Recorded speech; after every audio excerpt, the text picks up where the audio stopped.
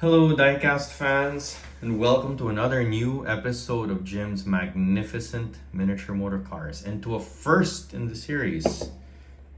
This is going to be the first ever unboxing of a Majorette car. Now, I featured a Majorette car last month, a Porsche 911 Carrera S, but this will be the first ever unboxing.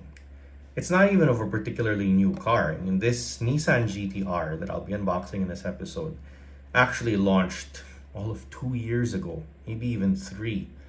But it showed up here. The first edition of this showed up in 2020. This is, I think, a 2022 edition, but the casting itself is old. It's a $7 casting. It's a bit more expensive than, I think, the first edition. Well, actually, no, I'm not sure. I think this was already $7 or roughly the equivalent there when it first launched. Anyway, that's not the point. The point is, the reason I picked this car for an unboxing is that there is a remarkable detail that I'd like to share with all of you. Especially in view of the last unboxing that I just posted of the atrocious BMW M3 Hot Wheels car culture with its totally messed up quality control. Something that I want to show you about this car, this mass production car, okay, that I think is worth pointing out. Okay, so let's get on with the unboxing. Okay, so this is marketed as a premium car, okay, the same way that Hot Wheels car culture cars are supposed to be premium cars. So for the premium, let's see what we get. Okay, you get like a nice collector's box to keep the car in after you've ripped it out of its blister. So not bad. But see what else we got. So we got opening parts.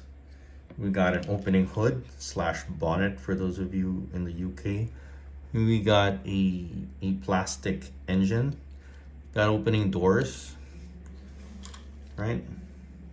So opening doors are not such a big deal for the Majorettes because they don't open very wide. Got a nice interior. Okay. So it's not bad, right? It's premium goods. You got rubber tires, incidentally. Which brings me to the detail I'd like to highlight. Look at these wheels. Okay, this car is roughly over $7. Okay, so as premium cars go, that's a full $2 less than these car culture cars. Okay, these Hot Wheels car culture cars. But take a look at these Hot Wheels car culture cars. You got wheels and nothing behind them. Okay, and you would expect that from a brand like Hot Wheels. And you'd even expect that from a brand like Majorette, which is what makes these wheels specifically so remarkable. Because look at this. So you got the wheel, and inside the wheel you have what appears to be a brake disc, which is a different color. Now, either Majorette went through the trouble of painting the interior of this wheel. So this is probably it's probably a one-piece wheel. I sincerely doubt it's 2 pieces. I really don't think Majorette would go through the trouble. But whether it's 1 piece or 2 pieces, look at this.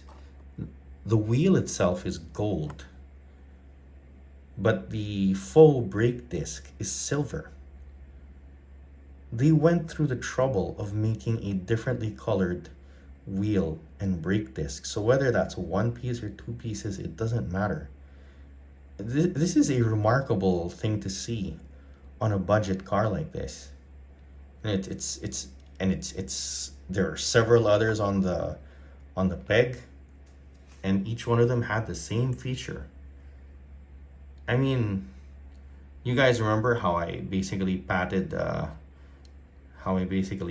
on the back for the Porsche 911. I thought they actually did a better job of it than Matchbox did. Well, looking at this thing, I just find it really, really remarkable. And you know what? I know this is a $7 car, and it's not exactly renowned for its realism. But let's just have a look at how this car compares to an actual 2017 Nissan GT-R, because I believe that's the model this is based on, the 2017 Nissan GT-R. So let's see how this compares. All right. So this, in my humble opinion, is a really remarkable piece. Okay. Like I told you guys in the episode when I compared the Majorette Porsche 911 to its Matchbox counterpart, these guys are in a bit of they're in the middle of a sort of renaissance. Okay, they're under new management. I think they were bought out by German toy manufacturer Dickey, and they have a whole bunch of new licenses, including Porsche and other major manufacturers. And they have gems like this. Looks like they're recovering from the break they took on account of COVID and are back at it. And this is, and look at the paint finish on this thing, incidentally. It's beautiful. And not a trace of that god-awful paint rash I saw on the Hot Wheels. Oh, this is great. You know, for the amount I paid for this, and considering these freaking fantastic wheels, you know what, guys? I'm giving this a 10. Yeah, go ahead and call me generous. But this Majorette,